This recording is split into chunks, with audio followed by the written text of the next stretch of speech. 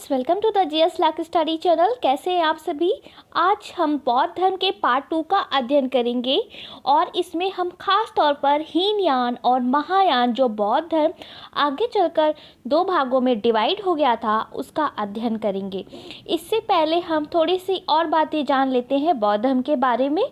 जैसा कि मैंने आपको बताया था, जो हमारा बौद्ध धर्म है उसके अंतर्गत बहुत सारे शब्द ऐसे हैं जो एग्ज़ाम में पूछे जाते हैं। यानी कि महात्मा बुद्ध जो हमारे हैं, उन्होंने अपने जीवन में जो भी चीज़ें की उस प्रक्रिया को एक नाम दिया गया और वो नाम एग्ज़ाम में पूछे जाते हैं कि इसका क्या मतलब है, इसका क्या मतलब है। और ये सब यूपीएससी किसी भी पीसीएस के पेपर में आता ही रहता है। तो जैसे कि पहला अध्याय मैंने आपको बताया था, उसमें मैंने आपको बताया था गौतम बुद्ध ने जब अपना घर छोड़ा ज्ञान की तलाश में, तो उस क्रिया को क्या कहते हैं, महाभिनिष्क्रमण। और जब उन्होंने सारनाथ में अपना पहला उपदेश दिया तो उस क्रिया को क्या कहते हैं, धर्म चक्र प्रवर्तन। इसी तरह जब उन्होंने अपने शरीर का त्याग कर दिया तो इस क्रिया को कहते हैं महापरिनिर्वाण। इसी तरह एक बौद्ध धर्म का बहुत ही फेमस वर्ड है प्रतीत समुत्पाद। ये एग्जाम में पूछा जाता है कि ये क्या है। तो प्रतीत समुत्पाद का अर्थ होता है चेन ऑफ डिपेंडेंट ओरिजिनेशन, यानी कि किसी भी कार्य का एक कारण होता है और अगर हमें ये कारण ही समाप्त कर दें तो हमें मोक्ष प्राप्त हो जाएगा। और बौद्ध धर्म में एक शब्द और है जो आप ये मोक्ष सुनते हो, जैसे कि मैंने जैन धर्म में बताया था।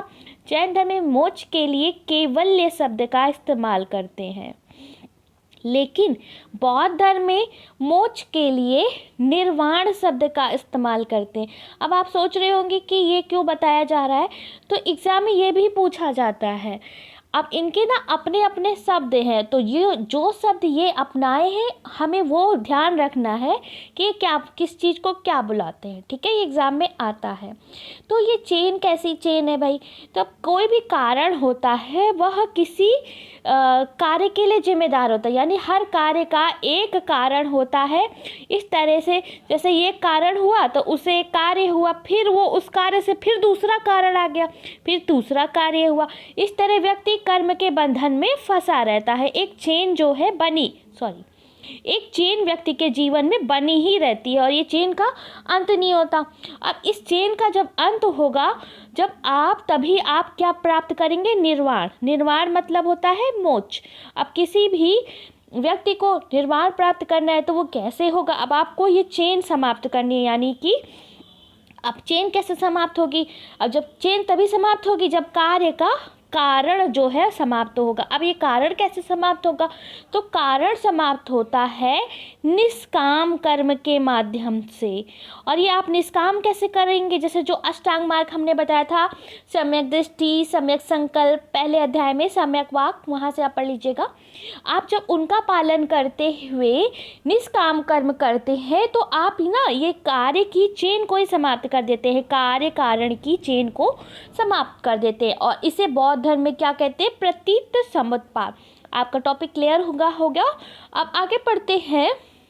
बौद्ध दर्शन, जैसे हमने जैन धर्म की मान्यताओं का पढ़ा था कि वह किस चीज़ में आस्था रखता है और वह किस चीज़ में आस्था नहीं रखता। इसी तरह बौद्ध धर्म भी कर्म में मानता है और पुनर्जन्म में भी मानता है। ये पुनर्जन्म में मानता है और कर्म में मानता है, लेकिन ये आत्मा में नहीं मानता है, इसलिए इस धर्म को अनात्मवादी कहते हैं।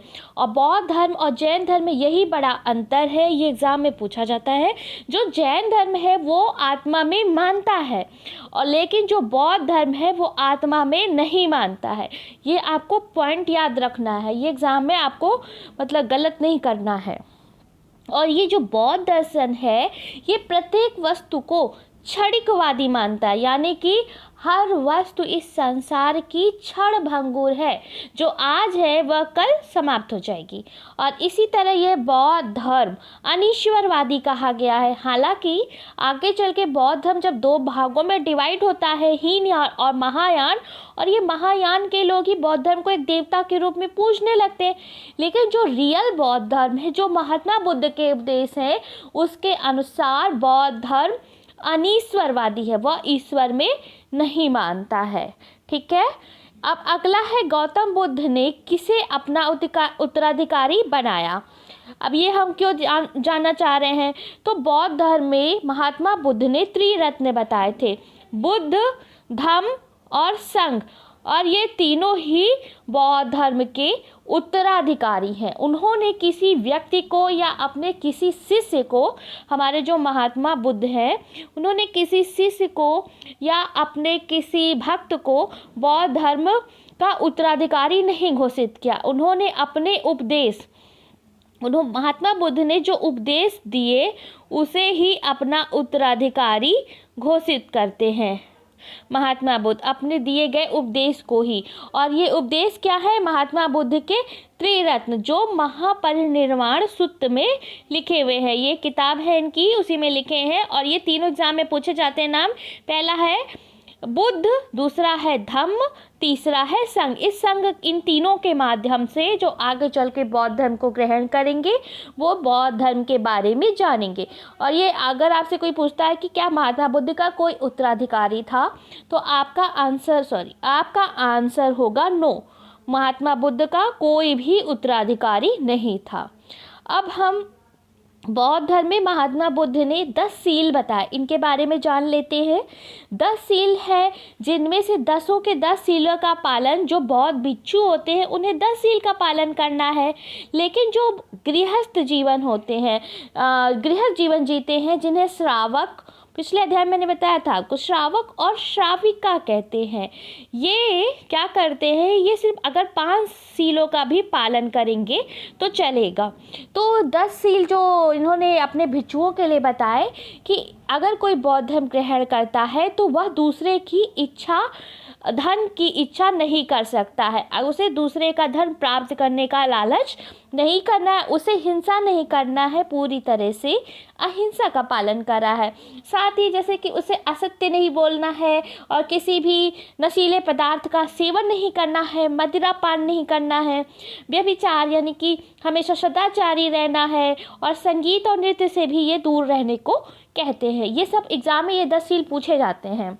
आपको ऐसे मेंस में लिखने को आ गया, या पीटी में दे देते हैं कि कौन कौन से 10 सील हैं, कौन से नहीं हैं। अब सुगंधित द्रव्यों का भी प्रयोग नहीं कर सकते, यानी सुगंधित द्रव्य हो गए परफ्यूम। असमय भोजन नहीं कर सकते, जैसे कि बौद्ध भिक्षु जो जैन धर्म में थे, वो तो अपना अगर पूर्ण ज्ञान प्राप्त कर लेते थे तो वो असमय वो भोजन ही करना मना होता था। इसमें भोजन कर सकते हैं, लेकिन असमय मतलब किसी भी टाइम खा लिया, ऐसा नहीं है। आपको एक निश्चित समय बांधना होगा, आप तभी भोजन कर सकते हैं। और सुखी स्वादिष्ट भोजन नहीं करना, ऐसा भोजन नहीं कर लेना है कि आप गहरी नींद में सो जाए, इतना आनंदपूर्व। आपको कैसा भोजन करना है, सात्विक भोजन आप कर सकते हैं बौद्ध भिक्षु। ठीक है। और इसी तरह किसी प्रकार के द्रव्य का संचय नहीं करना। द्रव्य मीन्स होता है धन, किसी भी तरह के धन को आप नहीं रख सकते हैं अपने पास। अब ये जो बौद्ध धर्म है, इसके प्रचार प्रसार के लिए इसे बहुत सारे राजाओं ने अपने राजगृह में आश्रय दिया था, और इसके प्रचार प्रसार किए थे। और इसे बौद्ध संगीति कहते हैं, जो कि टोटल 4 हुई थी। और इसी चौथी बौद्ध संगीत में हमारा जो बौद्ध धर्म है वो हीनयान और महायान 2 भागों में डिवाइड हो गया था। इसका हम पढ़ेंगे अभी।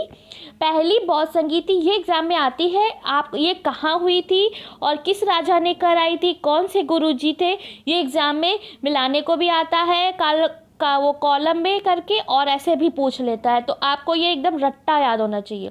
प्रथम बौद्ध संगीति हुई थी राजगृह में, अजातशत्रु ने कराई थी, गुरु थे महाकश्यप।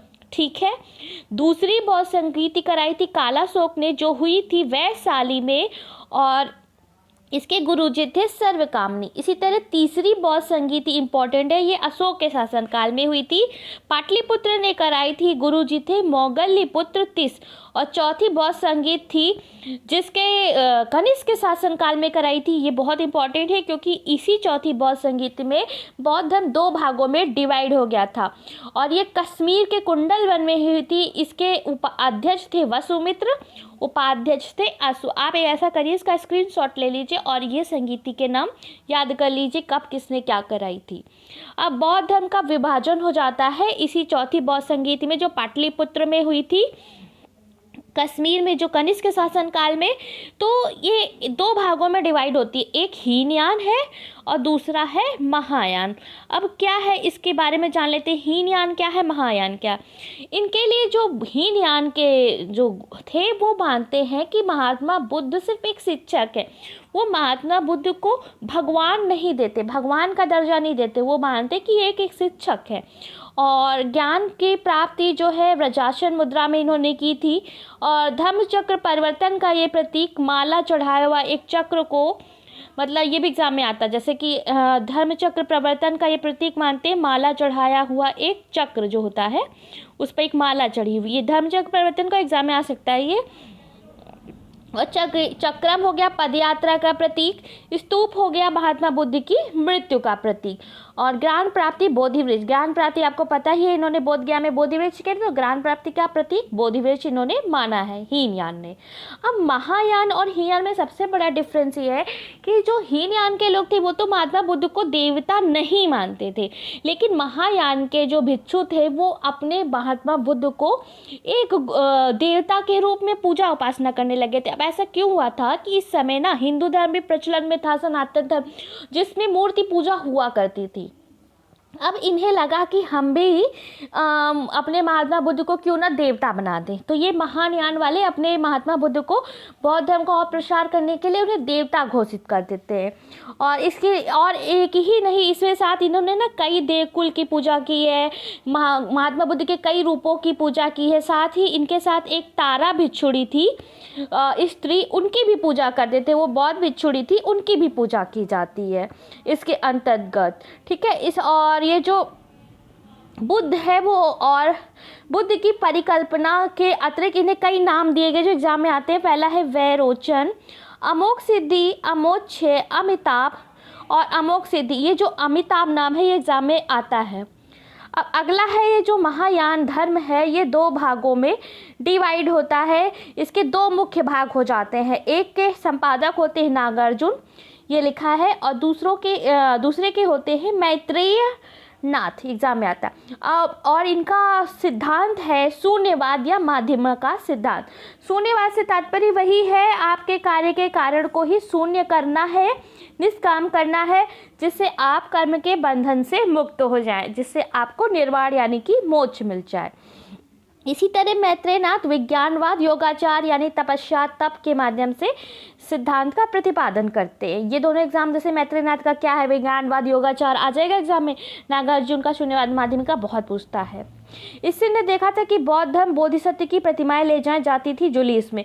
अब जैसे कि आप सिंह जो थे, ये जो महायान के जो बौद्ध भिक्षु थे अपने धर्म का प्रसार भी करते थे, तो जब काफिला चलाते थे वो साथ में महात्मा बुद्ध की मूर्ति या स्तूप को भी साथ में लेके चलते थे प्रचार करने के लिए। अब हीनयान महायान के बीच में हम अंतर भी जान लेते हैं क्या है। हीनयान पहला अंतर तो ये है कि ये ईश्वर नहीं मानते बुद्ध को, और जबकि महायान वाले ईश्वर मानते हैं, ठीक है। और हीनयान बताते हैं सभी को अपना मुक्ति मार्ग जो है स्वयं तलाशना होगा, यानी कि आपको तपस्या करनी होगी, तप करना होगा तभी आप, जबकि महायान बोलते हैं अगर आप महात्मा बुद्ध की उपासना भी कर लोगे तो आपको मुक्ति मिल जाएगी। ये महात्मा बुद्ध को टोटल देवता बना देते हैं महायान वाले। और ये बौद्ध धर्म की ऐतिहासिकता में विश्वास करते हैं और जीवन के प्रति ये काफ़ी संसार को दुखपूर्ण मानते हैं। कौन? हीनयान वाले। जबकि महायान वाले बोधिसत्व एक मनाते हैं जो पूजा करते हैं महात्मा बुद्ध की, और जीवन के प्रति ये आशावादी दृष्टिकोण रखते हैं। तो ये इसके बीच में खास डिफरेंस हो गया। अब अगला है व्रजयान, जो है आगे चल के विदेशों में भी एक बौद्ध धर्म का एक नया स्वरूप सामने आता है जिसे व्रजयान कहते हैं। और ये हर्ष के काल के बाद बौद्ध धर्म में तंत्र मंत्र का प्रवेश होता है, जिसे ही वज्रयान कहता है। अब कोई आपसे पूछ लेगा वज्रयान क्या है? बौद्ध धर्म में तंत्र और मंत्र का प्रवेश ही वज्रयान है। और 8वीं सदी में कश्मीर के सर्वज्ञ मित्र नामक व्यक्ति ने तंत्रवाद को अपनाया था। तो ये जो इनका नाम है इम्पोर्टेंट हो गया, सर्वज्ञ मित्र का।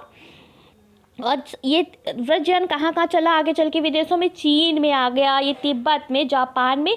और कोई आपको सीधे इसमें मतलब कि बौद्ध धर्म ही है और उसमें तंत्र मंत्र का समावेश है। मतलब आप सोच लीजिए जो महात्मा ने धर्म बनाया था, आगे चल के उनकी मृत्यु के बाद ये धर्म 2 भागों में डिवाइड होता है और इसमें कई नई नई चीज़ें ऐड हो जाती हैं। अब एक शब्द और है बौद्ध धर्म में, उपसंपदा। अब ये क्या है? एग्जाम में आपको बताया ना मैंने, बौद्ध धर्म में बहुत सारे शब्द हैं जो एग्जाम में पूछे जाते हैं कि ये क्या। तो उपसंपदा का तात्पर्य होता है बौद्ध धर्म में प्रवेश। कोई नया व्यक्ति जब बौद्ध धर्म में प्रवेश करता है, इस क्रिया को ही उपसंपदा कहा जाता है और वो बौद्ध भिक्षु बन जाता है। प्लीज़ आप चैनल को सब्सक्राइब कीजिए, वीडियो को लाइक जरूर कीजिए, कमेंट करके बताइए आपको मेरे वीडियो कैसे लग रहे। अगले चैप्टर में हम बौद्ध धर्म के पार्ट 3 जिसमें हम बौद्ध साहित्य का अध्ययन करेंगे। तब तक के लिए